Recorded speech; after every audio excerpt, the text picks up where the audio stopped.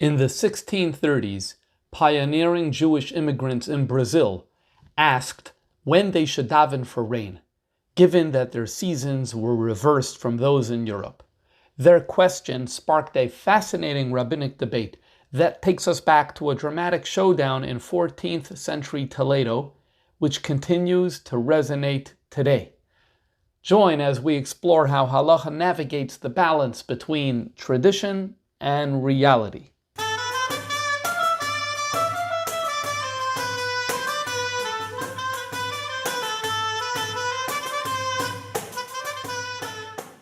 In the 1600s, late 1500s, in the first half of the 17th century, there was a rabbi who lived in Salonika. Today Salonika is in Greece. Then Salonika was part of the greater Ottoman Empire. And his name was Reb Chaim ben Shabsi.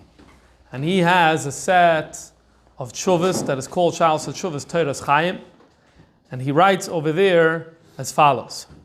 She'ela sholchu mitam. They sent a question from there, Me'eretz Rechoika, from a distant land, Mimalchus, Brazil, from the government, the kingdom of Brazil. Shehu Makaim Rechoik Me'akav Hashava, which is distant from the equator, Litzad Doroim, to the south. V'yamais Hashana, and so the year, V'chol Seder Zmanim, and the calendar, Mishtana Sham Mikayetz L'choiref, is flipped from winter to summer. Their summer is mitishrei ad Nisan, from Tishrei to Nisan is when they have summer. And their winter is minisan ad Tishrei. Ba'oifen, to the extent that for planting and for the fruit, they need their rain minisan ad Tishrei. They need their rain in what in the northern hemisphere is called summer. Umetishrei ad Nisan, and from Tishrei to Nisan, ein lahem tzorech, they do not need the rain at all. He continues with the question. V'gdolim azois, really, it's more than this. She'im yiu lahem kshamim me Tishrei ad Nisan, if they were to have rain between Tishrei and Nisan, hura lahem harbe, it's actually detrimental, very detrimental to them. Because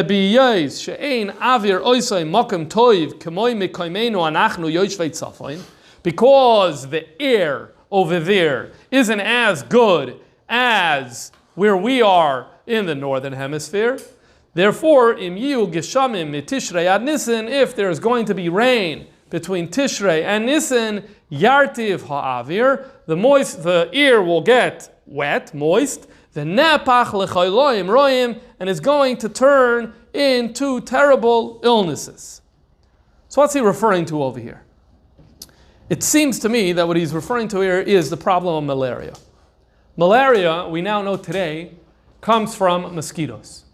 They did not know that then in the 1600s. But what they did know is that the disease of malaria was very much associated with the climate, with the weather. In fact, the word malaria itself means mal means negative, bad. Malaria meant bad ear. In the ancient world, they understood it has to do with something in the air, something in the environment. And they knew that if the environment is moist, that's more of a problem. Today we know that's because then mosquitoes can breed there and they could then spread the disease that these mosquitoes were carrying. Then they didn't know that about the mosquitoes, but they did know about this issue. Now remember, Brazil, the climate in general is tropical, which means that it's very moist. And indeed, they have much more of a malaria problem than you had in the northern hemisphere. Until today, it is that way as well. I think what they were trying to say, though I don't know if it was fully conveyed, but I think what they were trying to say was that if there's going to be rain, malaria is bad enough between Pesach and Tishrei. If we're going to have rain between Tishrei and Pesach, so then it's going to exacerbate the malaria problem, which is going to result into diseases. So not only we don't need the rain now because this is not our winter, but in fact, it's bad for us. And therefore, Roitzim, L'shanoi Seder Tefillah, the Jewish people living there, want to change the Seder of Tefillah b'inyan She'ela v'Haskara for She'ela and Haskara. She'ela is what we say in the bracha Baruch Aleinu. That's when we ask for rain, when we say V'sein Talo Matar. And Haskara is in the second bracha when we refer and we say Tomashi Varuch Omer Dageshem. That's Haskara. So they want to flip it around. To Lishmel Geshamim Minisan Tishrei. They want to say V'sein Talo Matar starting Pesach. V'shaloi lishol mitishrei Nisan, and they do not want to say V'sein Talo Matar from Tishrei until Nisan. This is the question that the Jews in Brazil want to ask. Now, let's think about this. What is he referring to here? For a period of a few years, the Dutch government had control over Brazil. This was between 1636 and 1654, so it's a short period of time. When the Dutch were there, just like Jewish life started flourishing in the 17th century in Amsterdam, so too a community of Jews, small community, went to Brazil, specifically to the city Recife, and they set up shop over there.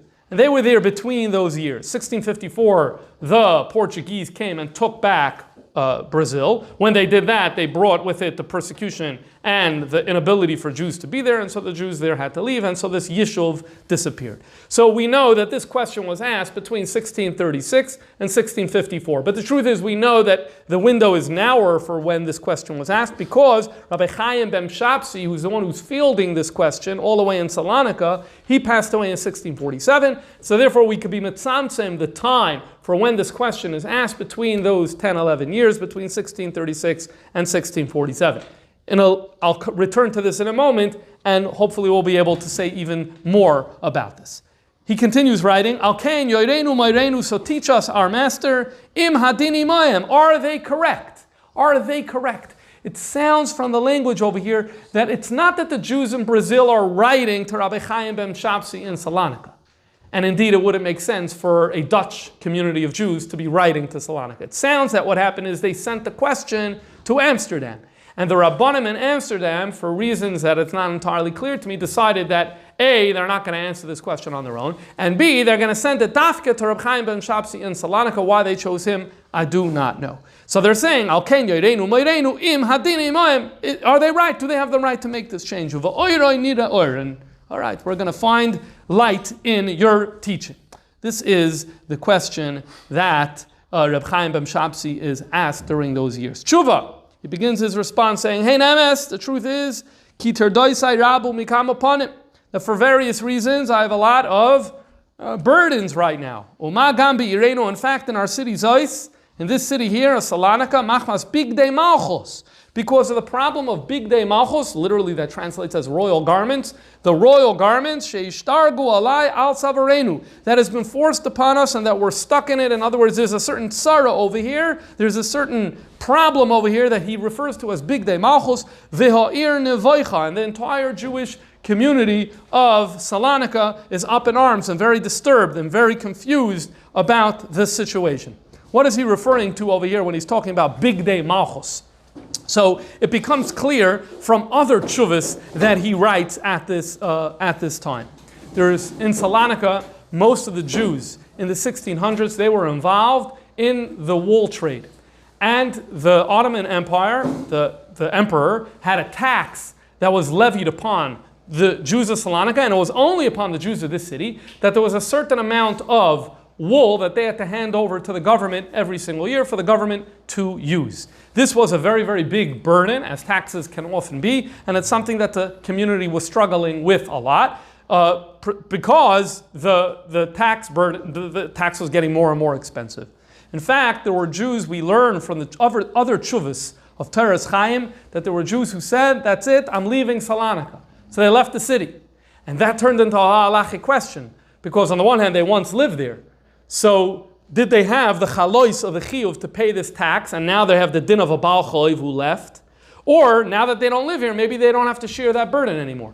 And so Reb Chaim ben Shapsi actually has at least two tshuvos where he's addressing this issue, because this was a very, very big problem that was facing the community. And they always use this term, big day malchus or big day hamelech, because the government is taking these, the wool, the material to make clothing. In fact, he has in his sefer a tshuva about a tragic case that happened in the year 1637 about this issue, in the year Shin Tzadik Zayin. He writes that there was a delegation of Jews that went from Salonika to Constantinople to talk to the government there about mitigating the harshness of this tax. It was one Rav who led the delegation, whose name was Reb Yehuda Kobo, or Kubu, not entirely sure how to pronounce the name. Anyway, he went together with 4 or 5 Balabatim. It didn't go well. In fact, the end was that Yehuda Kubu was taken out and was hung. He was executed, and the government said, oh yeah, he's responsible for delivering to the government a negative, inferior wool.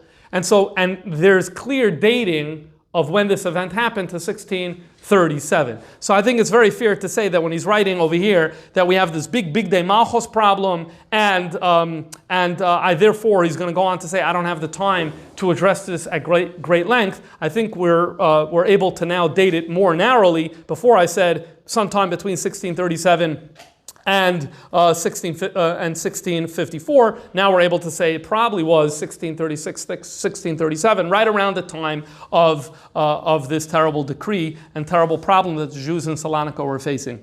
This also makes sense. It makes sense that the Yidden who came from Amsterdam and settled in Brazil, they would ask the question in the beginning of when they were there, not at the end. So he continues and he says, I don't have the time now to do a research project. Because they asked the question, so I'm going to write Bekitzer Muflog what I remember. And he goes on to then quote a tshuva from the Rosh. This tshuva from the Rosh is a very interesting tshuva, and let's pick it up over there. Klal Dalid Simin Yud. Before the actual tshuva of the Rosh, there is a prelude that was written by one of his sons, as becomes clear from the text. This is what it says. And it was in the year, I did the math for you, it's the year 1313. There was no rain, and it barely rained all winter, just a little bit. Remember, the Rosh in 1313 is living in Spain, specifically in the city of Toledo. So they call the fast for rain. It's the first night of Pesach after Maidiv. And my father, the Rosh, Reb Asher ben Yechiel, this is one of his sons writing, I'm not entirely sure which one. He's sitting on his front porch after Maidiv. It sounds like it's before the Seder. All right. And his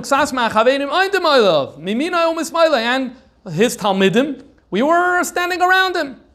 And he said, it's interesting because there's this idea of rushing home to the Seder, but I guess for whatever reason the Rosh wasn't in a rush to begin his Seder. And the Rosh said, now is a golden opportunity to address something that always bothered me. I believe we should be saying Mashav Roch Mer Geshem, and we should be saying the same Talamat Levracha, not till Pesach, all the way till Shavuos. And some of the Talmidim said, let's gain him. Good idea. Let's tell the town elders, the city elders here in Toledo, let's tell them that you have this plan. Vayasu Kain, and they did that. And these Kainim thought it was a great idea. Great idea. Let's continue davening for rain. Remember, there is a drought. And they reached out to the main officer of the shul, that tomorrow they are going to continue saying, instead of switching over to Moed Atol on the Musaf of first day of Pesach, we are going to stick with Mashav Baruch HaMeir HaGeshem. Vayasu Kain, and that's what they did. V'yaskiru b'nei HaKnesses HaGdoila Yud Gimel Midas. And they started mentioning the Yud Gimel Midas, namely Hashem, Hashem, Ke'or Rachom V'chana. What does this mean? What this means is it becomes clearer in the tshuva later on. During this period of drought, they were fasting a lot during the weekday. On Shabbos and Yom Tov, you're not allowed to fast. But what they did do on Shabbos and Yom Tov during this past winter, where it was a drought, is that they would say Hashem Hashem Ke'or Rachom V'chanon, interlaced with psukim about rain.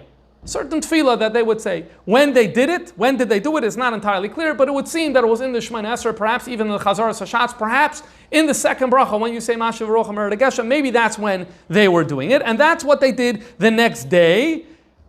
And presumably this happened at Musaf, when you're no longer supposed to be davening for rain anymore. And he says that where did this happen? In the Bnei HaKnesses HaGdolah, in the big shul. In the big shul. So today in Toledo, there are 2 buildings that we know that were once shuls. And one of them was known as the big shul. So it could be it's that one. It's known as the Ibn Shushan shul. And it's the oldest standing shul structure in all of Europe. Obviously, it hasn't functioned in a shul in many, many centuries, but it's known as the Ibn Shushan shul. So perhaps even this is what it is. But there was a tumult that broke out when this happened. And some of the rabbis started complaining. And these were rabbis who we didn't consult with them. I think the writer here is implying that maybe because they weren't consulted, so then they decided to protest. But I'm not entirely sure. And they started saying, this is wrong. Today, for Musaf, we stop davening for rain. Today, for Musaf, we go to Tal. And the Rav, my father, the Rosh, he held himself in, and he didn't allow himself to be caught into a debate on this issue. The Gemara in Chulin speaks about the virtue of the person who's boilim piv b'shas meriva, who keeps silent during a moment of dispute. Perhaps that's what the Rosh had in mind over here. Ad le'ochaylo shamayid. He waited till Motzei Yom Tif. I think that's what it means over here. And at that point, vayichtov Megillah Sefer Lachazik Zvarav, the Rosh wrote a tshuva. My father wrote a tshuva to back up what he meant. So this is obviously sounds like a fascinating story. So what indeed is driving the Rosh to push off the time from Pesach to Shavuos? He says he always wanted to do this. What does he mean? So in order to understand this, let's go back to the Mishnah and learn some of the basics about the She'ilah of Geshamim. Says the Mishnah in Tainus right away in the beginning. When do we start mentioning Mashiv Ruach Omer da Geshem? So there is a machloikes, but the halachah is like the opinion of Rabbi Yeshua, who says Miyom Tov Ha'achron Shal Chag, that we start saying Mashiv Ruach Omer da Geshem on the last day of Chag, namely Shmini Atzeres. Continues the Mishnah and says, when do you start saying V'sein tal umata levracha al pnei adama, which is shoyal in Esak Shamim? So one opinion says that this is done on the 3rd of Cheshvan. However, this is not the halacha. Rabbi Gamliel says, B'shiva boy, you wait for the 7th day of Cheshvan, which is Chamisha Asar Yom Achar Chag, 15 days after the conclusion of Yom Tov, Kadei Sheyagia Achron Shab Yisrael, so that the last Jew to leave Yerushalayim, who waited all the way to the end of Shmini Atzeres and is leaving after that he should be able to reach Nahar Pras, the river, the Euphrates River, assuming he lives very far away, and he has to cross this river. And if it already started raining, the river is flooding, and if the river is flooding, it's more difficult to cross it, so we want him to get to the river before the river rises due to the rains. That is the cheshbon of why we wait all the way to the 7th of Cheshvan, and this is the halacha. However, the Gemara introduces a caveat. Tainis Daf Yud Amud Aleph says, Tanya, we have a Braisa, and there is a Tana here by the name of Hananya. This is an individual who's not named in any of the Mishnayos, but he is named frequently in Braises. He began his career in Eretz Yisrael, but eventually he went down and settled in Bavel. And so perhaps that has to do with what he goes on to say. He's familiar with Goyla and interested in the halachas of Goyla, and he says, Uva Goyla ad shishim betkufa. When in Goyla, meaning specifically in Bavel, or perhaps even in places beyond, it's ad shishim betkufa. We wait for 60 days after Tkufas Tishrei. The season the year is divided into 4 seasons. The fall season is known in Talmudic literature as Tkufas Tishrei, and we wait for 60 days after the beginning of that time, which corresponds today to December 5th. There's more to say about those calculations, which we're not going to get into today. Amar Avuna Bar Chia Amar Shmuel, Halacha Kichananya, that indeed in Goyla we need to wait 60 days till after the start of fall to get started. Okay. So this is the background to understand what was agitating the Rosh. Now let's go back to the tshuva of the Rosh. Let us hear in his own words why he says he never really liked this custom that was going on in Germany. Let's see what he says. Mikvar Yomim Rabim Ba'ashkenaz. The Rosh was born in Cologne, in Germany. That's where he lived most of his life. In the early 1300s, he left Germany and he went to Spain because of the persecution against Jews there. His Rebbe was Maharam Rottenburg. Maharam Rottenburg, we know, the last years of his life, he was incarcerated. That was due to persecution. In addition to that, the Rosh had two friends that were murdered, al Kiddush Hashem, in the year 1298. One was the Mordechai, that's printed in the back of the Gemara, Mordechai bar Reb Hillel, as well as the Agoyis Maimonides, Reb Meir HaKoyen. He too was a student of Maram at Rothenburg and was killed at that time. So definitely wasn't a great place for Jews to be, and the Rosh eventually left Germany and made his way to Svart, to Spain. So here he says, when I was already in Germany, I was upset about two things that I see the way we behave. Number one, I don't believe she'enon sho'elim akshamim ketikun. We do not do the she'ela. We don't do mashiv. We don't start the bakasha at the right time. And he goes on to say, I know that the Gemara says that Hananya said that you need to wait to shishim bitkufa, and I know it's true that what is halacha? What determines halacha? Chachmei Bavel. We always follow what it says in the Talmud Bavli. That is true, he says. But when do we say, oh, that's what it says on the Talmud Bavli? Then you got to go by that. When do we say that? If it's a question of Isser and Heter and Chiyuv and Potter and Tumah and Tara. In other words, if the Gemara is telling you whether this is permitted behavior or not permitted behavior, that's when you need to follow it.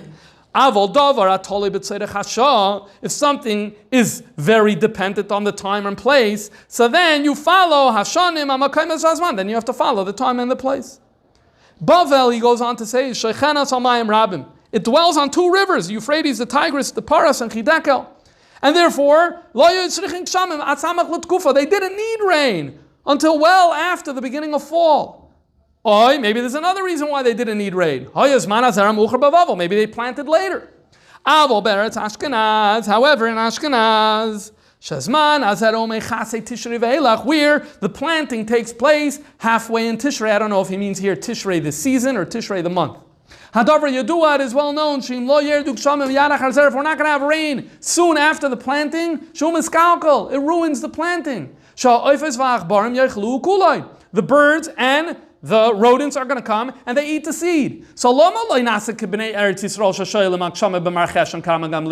don't we just follow the din the way it's done in Eretz Yisrael, where you start davening for rain from Zayin Cheshvan? I believe in Germany we should start saying the same Talu Matar from Zayin Cheshvan. And in fact, he has a Kal V'chomer.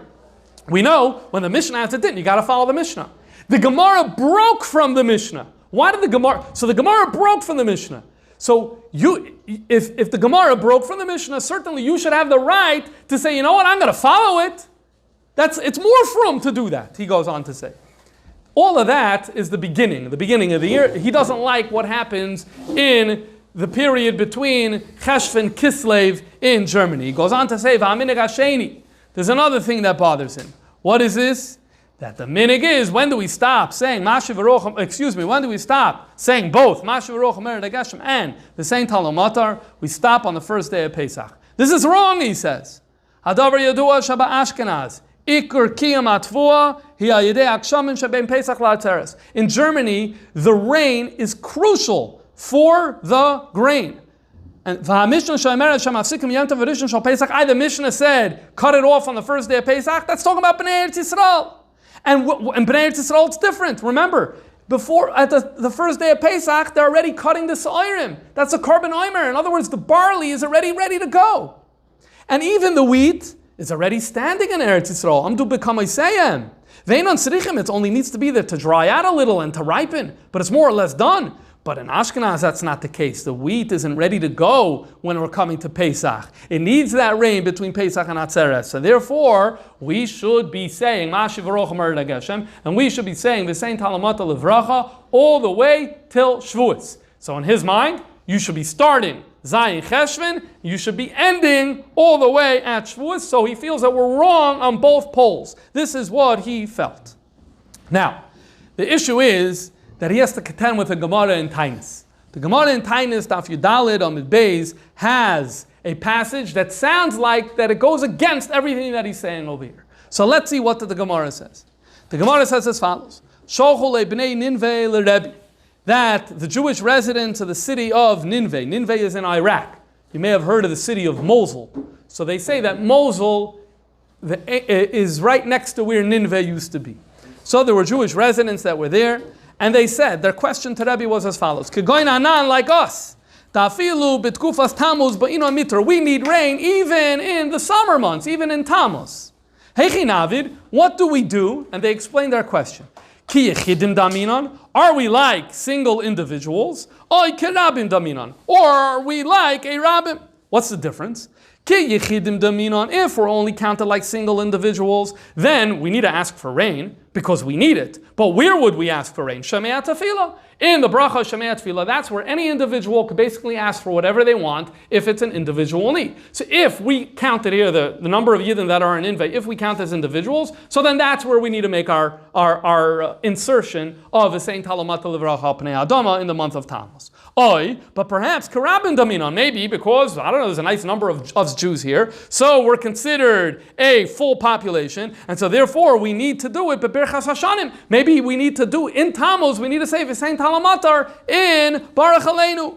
Shalach lahu, so Rebbe responded, Ki yechidim damisu, you are like individuals, uvishaymea tefillah, you could only say V'sein Talamatar in Shamea tefillah.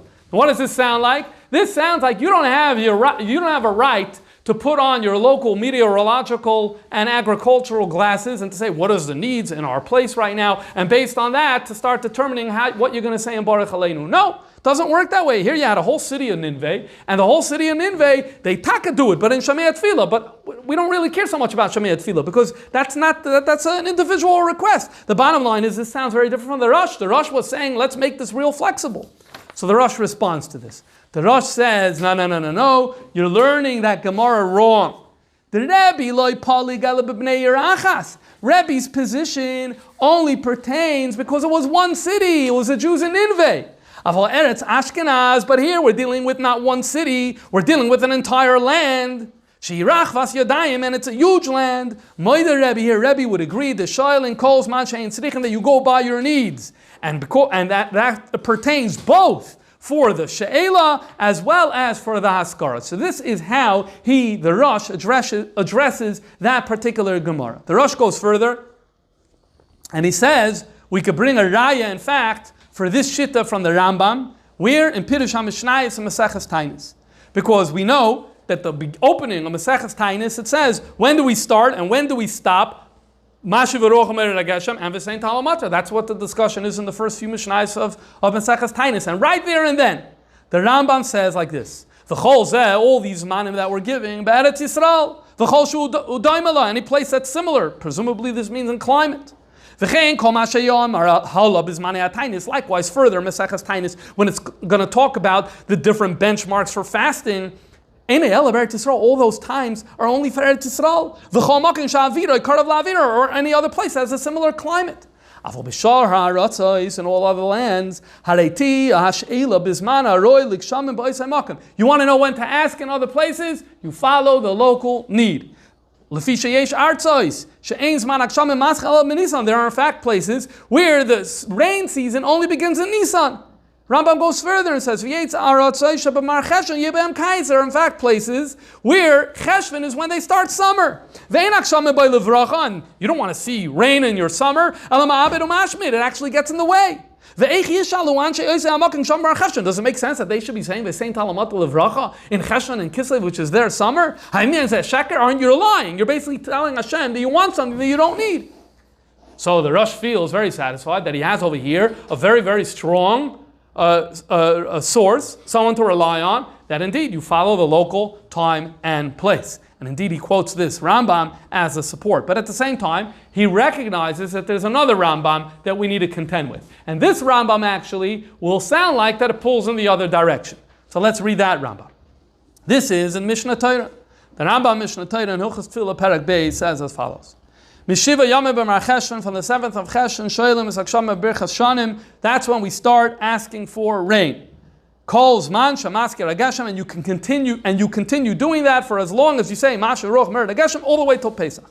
Bamed Varam Amurim, when is it true that you start on Zayin Cheshvan Be'eretz Yisrael? Avol B'Shinar, that's Bavel. Uve Syria. Uve Mitzrayim, that's Egypt. Over Mekaymas, Asmuchas La'elu, and places that are adjacent to this. Fa'ad Doimelem, or similar, presumably this means similar in climate. Shailim Esakshamim, when? B'yam Shisham Achar Tkufas Tishrei. They start 60 days Achar Tkufas Tishrei. So when the Gemara said, Goyla, 60 days after Tkufas Tishrei, don't limit it only to Bavel. In fact, it applies more broadly. Okay, but what about other places? What about other places that are further away or dissimilar? Here's what the next thing the Rambam says. Places that need rain during the summer. What does that mean? Places that need rain during the summer. For example, the very distant islands. Interesting term. So what do? When do they request for rain? In the time that they need it, but where? In Shamei Tefillah. They don't mess with the bracha Baruch Aleinu. They leave Baruch Aleinu alone. If you're in these places, where do you do it? In Shamei Tefillah. So now this sounds like, not like the Rosh. This sounds like you actually don't have the flexibility to do whatever happens locally. You're only going to ask for rain where? In Shamei Tefillah. So the Rosh recognizes that, and the Rosh says, well, you have two Rambams here. One in the Mishnayos and one in the Mishnah Torah. Is it a contradiction? No, it's not a contradiction at all. And the solution that he's going to give is the same thing, the same point the Rosh already said. It's a difference between a land and a city. He says, if you look at the Mishnah Torah, the Rambam here, when he said, you only do it in Shamei Tefillah, said, Iyeh Hayam. What's Iyeh Hayam? He didn't say land, he didn't say Aratzos. He said, Iyeh Hayam. Iyeh Hayam is the little islands, a few people over there, so then you're only going to do it in Shamei Tefillah. But in Pirush HaMishnayos, he was talking about Aratzos. In fact, he used the word Aratzos, land. And so the point is, if you have a full country, a Germany, a Poland, a Spain, or something like that, then you're going to follow the local norms and you're going to do whatever works and makes sense locally. The din of the Rambam, that you only can do it in Shamei Tefillah, is similar to what Rebbe was saying over there, because it's a Ninveh, it's one city, it's Iyeh Hayam. This is the Shitta of the Rosh. And again, he says this was always his position when he was still living in Germany. So let's continue. Kol Elo Advarim, he writes in his Shuvah, Danti Lifnei Rabbeis HaBashkenaz. I already explained all of this, and I made the case to my teachers. This would including Maharam Rottenburg. No one disagreed with me. Ella Sha'amru, this is what they said. We don't have to change the minig here in Germany. Why? Because it doesn't stop raining. In fact, sometimes it rains too much. In other words, what did he want? He wanted that we should start, let's take his Pesach to Shavuos window, where he wanted to continue down for rain. Daven or not, it rains during that season in Germany. In fact, sometimes it rains too much. So if it was like there's a drought and we need the rain, so then you have a case. Like, let's change a minute. No one feels the need to change a minhag. It's raining galore, so why should we change what we're doing? So there's no need to change the minhag. In other words, we don't want to change the minhag. We're comfortable doing what we're doing. You need to have a compelling reason to change a minhag, and here we don't feel a compelling reason, because daven or not, it's happening. So let's just stop saying V'sein Talamata or Pesach, and let's leave it the way it was, and that's what happened in Ashkenaz. So ultimately, he did not have his way. This is an amazing tshuva because he talks about his life over here. When I left Ashkenaz, we spoke about that before, V'avarti derech provinza, and I went through Provence in southern France. Shamaiti, I heard, Montpellier, in the city of Montpellier, that they started they started asking for rain. I think this means they started asking for rain. Not shoyu maskirim akshamin. L'chayra has to be that they asked for kshamin. B'zayim b'mar cheshvan. V'yishar ma'oid b'einayin. I love that. V'amarti l'chachmei Montpellier. So I told the chachamim there. Teratzim likusha achas. He solved one problem. Because remember, the Rosh always wanted that you should start saying v'sein talamata from Zayin cheshvan. Perfect. In Montpellier, he met people doing this. But let me tell you, what are you guys going to do Pesach time? So they said, we do like the Mishnah. First day of Pesach, we transfer over and we stop saying V'sein Talamata Livracha. So Amarti Lam, I said, I don't understand. Do you not need rain between Pesach to Shavuos? They said, no, we need a ton of rain and you can't have any grain without rain. So I said, very good. So based on that, you should be davening for rain till Shavuos. So they said, listen, when it comes to why we ask, and here it says clearly, Shanu Shoyal and B'Shiva B'Mar Cheshvan, that is a long-standing tradition. But to change what happens Pesach time, that we're going to have to gather all the Rabbanim together. None of us could just do that on our own. We're going to have to gather all the Rabbanim together. And he says, V'yatsasi misham, I left. V'lo yadati ma'askim u'lasas. I don't know what the end of the story was over there. I never checked in to find out what did they do in this regard. It's not only Montpellier that was doing this. We have other sources from Rishonim that in other cities in Provence, the Meiri talks about Perpignan, and the Sefer Amanik talks about Narbona, all around this era, that indeed they started saying the Saint Halamat they didn't wait 60 days L'Tkufa, they were doing this starting from Zayin Cheshen, so it seems like this was the minik in various areas in Provence, even if not all of the areas in Provence, and now the Rosh continues with his story. Then when I came here to Spain, I saw that now in Spain you actually need even more water. You need even more irrigation between Pesach to Shavuos. More than in Germany and more than Provence. So I told the Rabbanim here in Spain, guys, let's keep it going all the way to Shavuos. However, Shalom Ela'ani Libi Ledaber Kedvarim Alol L'Shanas Haminik. I couldn't bring myself to actually paskin l'maisa that we should change the minik.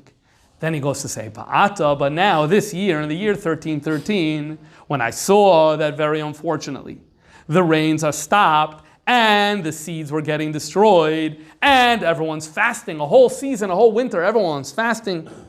And even on Shabbos and Yom Tov where we're not fasting, we're saying the Shloisha Say Middays and we're saying Psukim Shel Matar. So I said, now is my chance to strike. It's a once-in-a-lifetime opportunity where Ata higia ha'es l'sakein ma shenisavisi ze yomim rabit. Now is the time to do what I always wanted to do. Why? Because during the crisis, people will listen to you. It's going to resonate. People are going to say, oh, we actually need rain now. So let's continue till Shavuos. And that's what he tried doing. And the Rosh says that my plan was, if they do it this year, it's going to make sense to them. And basically it's going to stick for all the years. Think about visiting day in camp and COVID, There was an excuse not to have visiting day, and then Yarav Aleim, and then suddenly there's no more visiting day. So that's all that he's saying, that if one year, if I get this year that we're gonna not have that we're going to change when we say V'sein Talamatar and we're going to continue saying it till Shavuos, it's going to stick. However, he continues writing in this Shuvah, and this brings us to his conclusion. He says, when I saw that the community didn't accept Divrei Elikim Chayin, so Gam Ani Chazarti Bi, I also went back, and even in the shul that I daven in, I don't say V'sein Talamatar Levracha already now. So let's say he's writing the first night of Chol HaMoed, the second night of Chol HaMoed, I'm not saying the same Talamatar. I'm not saying Mashav Ruach Umarid Ageshem. I could. I have the halachic right to, because even though I'm only one person and other people aren't going to be doing it, but it's a tzorech of the rabbim. So the fact that I'm only one person doesn't matter. Tzorech rabbim, I have a right to do it, but I'm not going to do it. Why? I don't want to create factions in the Jewish community, machloikes, and so therefore I went back on this which I so much desired. And he concludes saying, I wouldn't write this on Chol HaMoed, because usually I don't write on Chol HaMoed, but it was Tzorech Shahu, because it's Chilul Shem Shemaim. It's Chilul Shem Shemaim. What? The Rav of the city said something, and then why did he say, and how did it make any sense? So I had to justify it. And also, Yesh B'davar Hazek Sasmat Tzorech HaMoed. It's also necessary for Yom Tov, Moed. Why is it necessary for Yom Moed? Well, if you're davening tomorrow and you're going to say V'sein Bracha, you should know why you're saying V'sein Bracha. So it actually infuses your Shachris and Mincha tomorrow with more meaning. So it's something that you need for now. And so therefore, it's Mitzorech HaMoed, and he signs off Asher ben Harav Yechiel. Okay. Now, let's not forget, all of this is brought by Reb Chaim ben Shapsi, back into the 1600s, who wants to know what should the din be. So he has two options here. He could follow the Rosh's, if he follows the Rosh's principal logic, it would go, every place you follow local norms. But as we're going to see, he actually disagreed with the Rosh's logic. And he thinks that the Rosh's interpretation, both of the Gemara and the Rambam, is incorrect. So let's see what he says. He says as follows, in my view, this Pirush in the Rambam is a big doichik. Because if you think about it, according to the Rosh, what happens is that the Rambam basically talks about two extremes and leaves a vast open area without saying anything. The Rambam first says, in Mitzrayim and Surya and Shinar, and you start Shishim L'tkufa. Okay, good. So I figured that out. Then, Iyeh Hayam, these remote places where there's very few people, they only Shemei Tefillah. Okay, and what about a huge land like Germany? What does the Rambam have to say about that? So if you follow the Rosh's Pshat, the answer is Rambam says nothing, which is a very, very big doichik. And also, according to this Pshat in the Rambam, Iye Hayam, like he could have done a little better to specify that you're talking about places that very few people live, which the Rambam didn't do.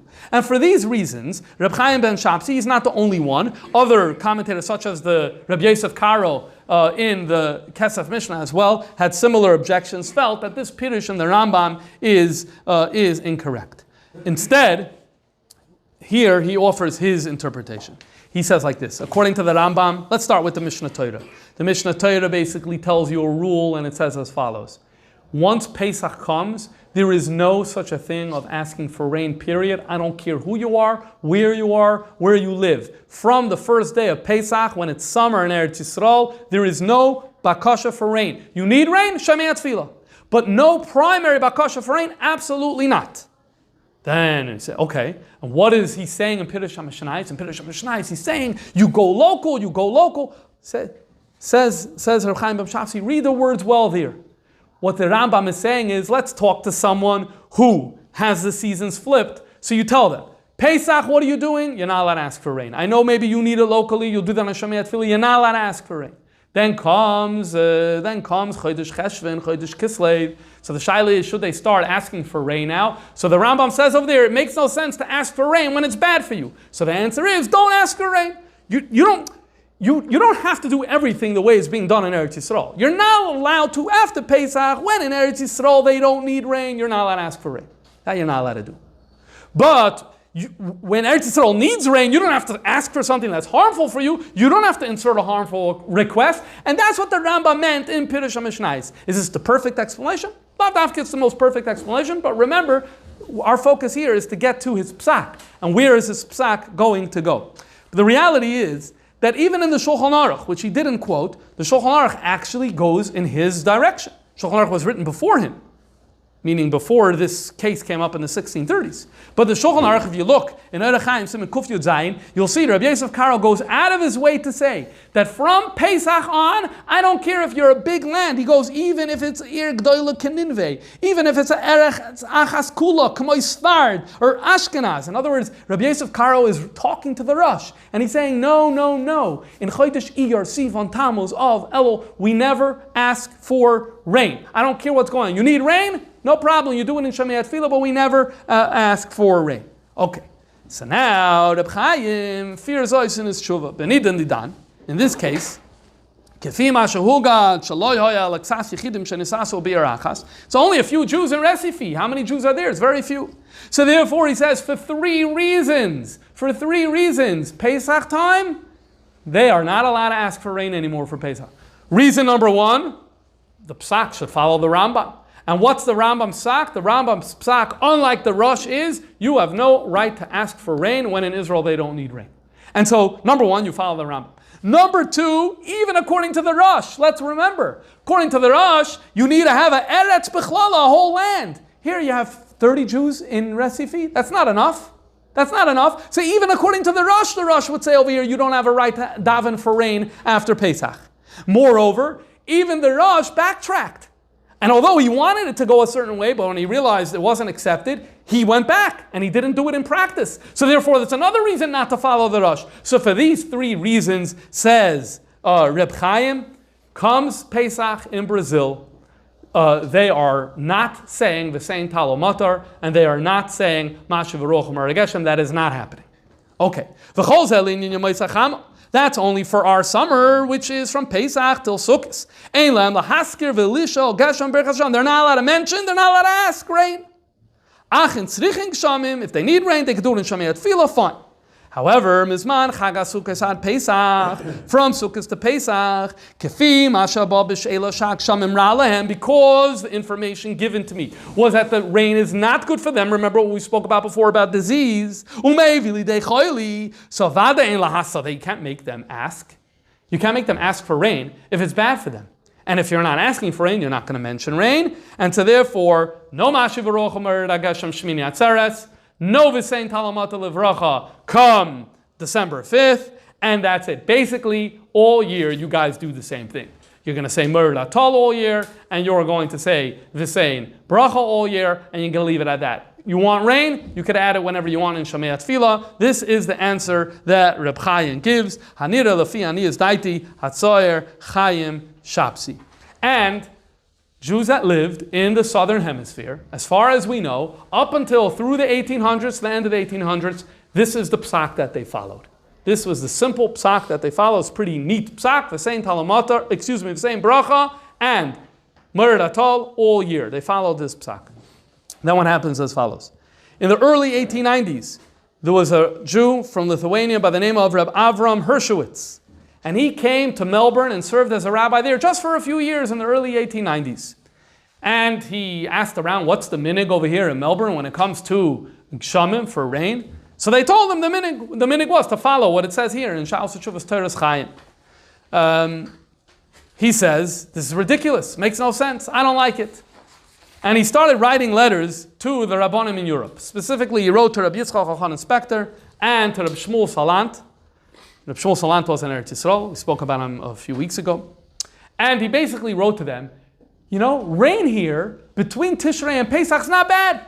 It's not bad. In the Australian summer, it's not bad to have rain. And he made a whole case that he thinks it's not the end of the world to have rain. And so therefore, he wanted that basically they should start asking for rain the way it's done in the Northern Hemisphere. They should do it in Australia as well. Well, he got answers back from Rabbi Yitzchak Elchanan. Very short answer. Rabbi Yitzchak Elchanan wrote back, yeah, in Shulchan Aruch, there's mashma, there's no chilukim, so 100%. They should be doing the same things they're doing in New York. That was essentially what Rabbi Yitzchak Elchanan responded. Rabbi Shmuel Salant responded with a little more information. He said, if it is true that you're saying, he said, I'm not convinced it's true, but if it is true that rain is taka not harmful, then I agree, they should be davening for rain during those months, and essentially then turning Melbourne and Sydney exactly into what goes on in New York with no distinction.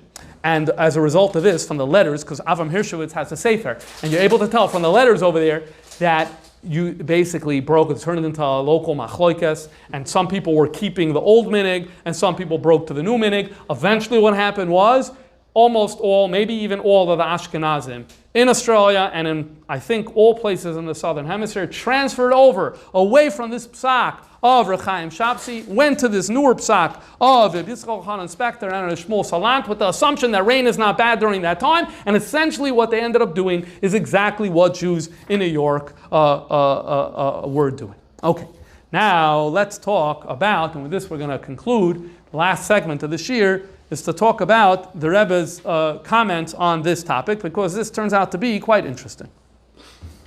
So number one, the first thing is that in Tafshin Chaf Aleph, Rabbi Beryl Baumgarten wrote a letter to the Rebbe, and he said that some of his Talmidim, his students in Argentina and Brazil, are asking him what to do about this seasonal issue.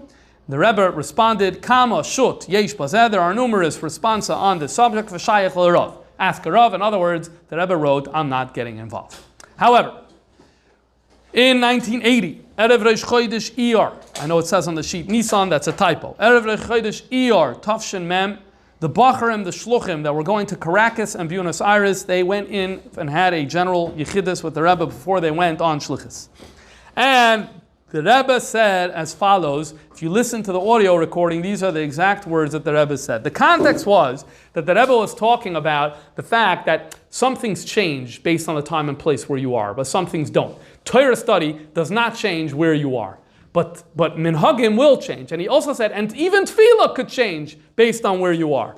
Is demot eichet dadi shakla v'tarya von achroinim, biz eichet vida halacha is, as memach shinuyim b'negei l'she'elas talumater. Here it sounded pretty clear that the Rebbe is saying that there's a, number one, there's a shakal v'tarya. Biz oichet vi de halach is. Those are the exact words you hear on the audio recording. The halacha is that you make changes. In other words, you're not going to be doing in Caracas and Buenos Aires the same exact thing you're doing in New York. Well, let's remember that from the 1890s, from when this Rabbi Hershowitz came to Melbourne and the entire Southern Hemisphere was doing exactly what was done in New York. And here the Rebbe is saying, tal u'matar.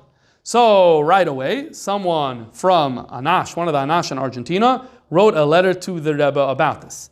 In his letter, the Rebbe wrote, people heard what the Rebbe said, so they right away said, okay, what should we do? So right away they started saying, because it's Iyar, so that's supposed to be winter time in Argentina, so they started saying the same Talamatar in Shemei Tefillah, but they were doing it at least then, because it sounded like you're supposed to be saying the same Talamatar. So that's the first, that's one of the things that he wrote to the Rebbe. Another thing he wrote is that we've generally been following the Ashkenazi Psak that I mentioned to before. He quoted one sefer in this letter to the Rebbe, the sefer of Rabbi Tzvi Pesach Frank, where Rabbi Tzvi Pesach Frank is a very short tshuva to New Zealand, and he says, there's a tshuva, the Rosh, no one holds like the Rosh, you basically do exactly what you do in New York, and you do in Vilna, and you do and that's exactly what you do in New Zealand. So the Rebbe circled that part of the answer and wrote, it appears that Rabbi Tzvi Pesach Frank didn't see all the other Svarim that are dealing with this because he doesn't cite them. In other words, you're able to see over here, and we're going to make the case more and more, the Rebbe has a certain tilt to the words that he's saying, and you're going to see this consistently throughout, that the Psak, what we're going to call now the Ashkenazi Psak, makes no sense. And here he does something by saying that Rab Tzvi Pesach Frank, he has that psak, but he doesn't bring any of the other poskim who go in the other direction. I mean, he quoted the Rosh, but he writes, presumably because he didn't bring them. Okay, but then when it came to the main question was, what should we do? What should we do? The Rebbe responded as follows. One of the foundational reasons many people said that the Southern Hemisphere should be doing differently than the Northern Hemisphere was Shekei Nagu Mikfar. It's because that's what they were doing in the Southern Hemisphere earlier. In other words, go back to the 1890s. And during this machlokes, when Hershowitz tried changing what was going on, if you look at some of the writings, people are saying, what do you mean? We're for hundreds of years. We have this minig from Rav Shapsi, from B'chayim. We're what? We flipped it around. So what were they arguing for? They were arguing for follow the minig. Okay, so just like the side that fuels that it should be different from the Northern Hemisphere is because Shekei Noagu Mikfar, so same thing for you guys. What you're doing, don't change what you're doing. So in other words, the Rebbe is saying, continue exactly following Rabbi Tzvi Pesach Frank and the Ashkenazi Rabbanim, doing it exactly like that. A few weeks later, in Tammuz of that year, the Rebbe wrote an answer to the Hanhala of Yeshiva in Buenos Aires, and basically the Rebbe wrote a psak about what we should be doing or something like that, and the Rebbe wrote, Lo zeh amarti klal uklal, that's not what I said. Ki'im, this is what I meant to say. Sha'achroinim shaklu v'taru, the Achroinim discussed this matter. V'loy lepulpul abama, they weren't only discussing it as a pilpul ki'im ben agel apoil, they meant it ben agel apoil, that it's negea for action. But that's all I meant. V'loy shani omer psak was I never meant that I'm saying a psak. All I meant to say is, Rabbanim discussed this, Rabbanim are very serious that this is relevant to action, but I never meant to say that I am giving a particular psak. Okay. All of that is scene 2. If scene 1 is Rabbi Baumgarten in Tafshin Chav Aleph, this is the Argentina Caracas situation in 1980, and now let's fast forward to the summer of 1982. It was a Sikha of Tu B'Av Tafshin Mem Beis, and the Rebbe there was talking about the Gemara. The Gemara says that from Tu B'Av, from Chamisha Asar B'Av, it's when the nights start getting longer, the days start getting shorter. Torah is nighttime is specifically geared for more learning, so that means we're supposed to be learning more as we proceed from Chamisha Asar B'Av. So the Rebbe floated out an interesting question. What about in Australia? In what way does this teaching apply in the Southern Hemisphere, where the days actually start getting longer from Chamisha Asar B'Av? If you look at the Sikha, the Rebbe asked this question, didn't really answer it, just said that it's an interesting question. But along the way, the Rebbe said the following words, and again, these are the exact words as taken from the audio file. We already decided as ma dort übergestellt, and we made the ruling there, as vibalt as dort is the that because now, meaning in of time, is a time for rain, darfen ze dorten zogin v'sein talamater. That's what they have to say. Af al pi was in Eretz Yisrael und der chati kadu and dem chati kadu, though in Israel and over here in the Northern Hemisphere, zokman damot v'sein bracha. Still, that's what they're supposed to be doing. Val derech ze oichet behepek. So to the other way around. Also the other way around, that between Sukkot and Pesach, they are supposed to be saying v'sein bracha, and we are, even as we are saying v'sein tal umatar. This is mamish the rush. This is mamish the rush. And it continues, was kiyadua, as in der Reuf ist euch gewen a shakel vetaria zwischen Daily Israel bis Manauv and Eden seinen angekommen zum Erschamal in Australia. There was a major discussion about this when Jews first came to Australia. Und schon euch gedruckt die shakel vetaria and it's been printed. Danach ist aber eingestellt, but after the shakel vetaria became the norm, as megate b'chol makom lefi inyane, that you follow each place in the way its local needs are. The Rebbe is essentially passing like the rush over here. That's what it sounds like. It's very, very clear. Well, the people were listening to this sikha in Melbourne, and I heard from someone who was there, so they daven mincha after the sikha, right? Because the way the hours are, the sikha ends over here, if it ends 10, 11 at night, so soon in Melbourne you could daven mincha. Someone made a hachraza, the saying the hours don't work out. Well, there was a minyan for mincha soon thereafter. Maybe it was the next day. Middle of the night. It's the middle of the night. All right. The next time there was a mincha, this is what I heard. The next time there was a mincha, someone made a achraza that we're going to be saying v'sein talon matar. This is an of time. And Rabbi Yitzchak David Groner found out about this, and he wasn't too pleased. So he wrote a letter to the Rebbe, and the Rebbe wrote a response. And I think you know what's going to happen. The Rebbe's response was printed in the Ha'aris Hatmimim of Melbourne, Chaf Av Tavshim and Beis, just 5 days after. Lo yishanu mimin hagam ad ataka pashut. Obviously, do not change your minig.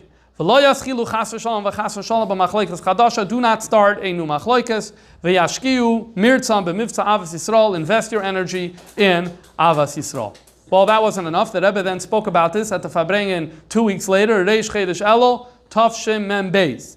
And here is the way the Hanoch is printed. It says as follows. I said in this Fabrengen that the Muskul Rishon, the first assumption, was that in every place they should be doing behesam la'atzrachim d'makom zeh, they should be doing what makes sense locally. However, it is understood that my intention was only for a shakla v'tarya in the terms of yagdol Torah v'yadir, having more Torah discussion, more theoretical Torah discussion. However, ein l'shano, he says, haminig shemekubel, do not change the accepted custom, especially if this could lead to hepech kirav halavavos, if it leads to the opposite of Avas Yisrael, then that's not something that we want to do. Then the Rebbe goes on and says as follows. Even though that logically it still makes sense that every place should be following its local norms. In other words, there's a logic here. There's a certain understanding. The rush, in other words, the Rebbe is saying, the rush makes sense. And I still stand by the fact that the rush makes more theoretical sense. Nonetheless, doesn't mean that you do it lamaisa. And in fact, you could learn that from the Rosh himself. Why? Because it's mafurish in Shal Shuvas HaRosh that although his opinion was to say that they should change it up to follow the local needs, but the Rosh's conclusion was that because his Chaverim didn't agree and there was an established custom, so he suspended his view. The Rebbe seems to be saying that although my view is that we should kind of be following the local norms, but because there is a custom already in place, and so therefore we're going to suspend what makes sense for the well entrenched minig, and the Rebbe repeated this a second time. What do I mean by that? This was the Fabrengen of Reish Chedesh Elul. The Reish Chodesh Cheshvan Mem Gimel, the Rebbe repeated the same Nakud, the same Fabrengen again. Really interesting. The Rebbe repeated.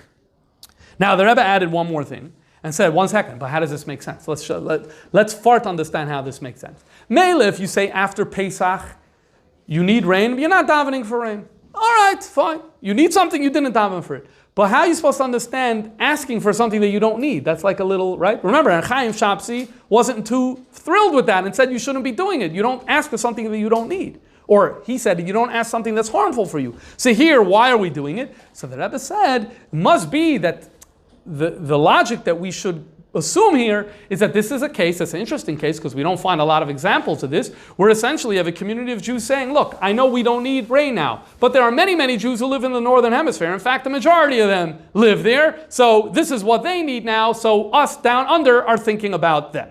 And that's kind of the way to make sense. Now, again, I don't think that changes the fact that the Rebbe still says, the svara is noita loimar, that it shouldn't be that way. But once this is the minig, we have to try to give it an understanding. This is the understanding that the Rebbe gives it. Again, he repeated the same idea. In fact, in that Fabrengen, the Rebbe went a step further and said that when they print this sikha, this is what I want them to do.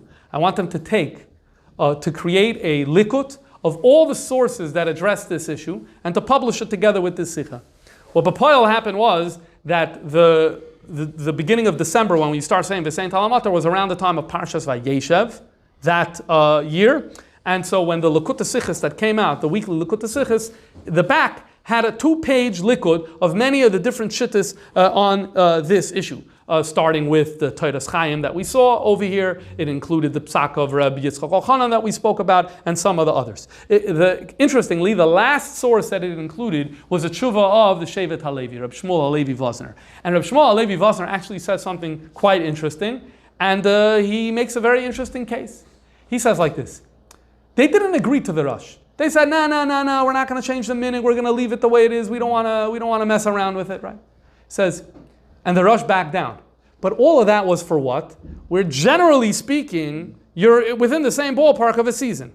Now the Rosh comes and says, yeah, but I want to start a few weeks early and I want to end a few weeks late. Okay, more or less we have the same thing. Leave it alone. Don't mess it around on the beginning of the end. Says Rabbi Vosner, so there maybe everyone would say the Rosh is wrong and the Rosh would back down.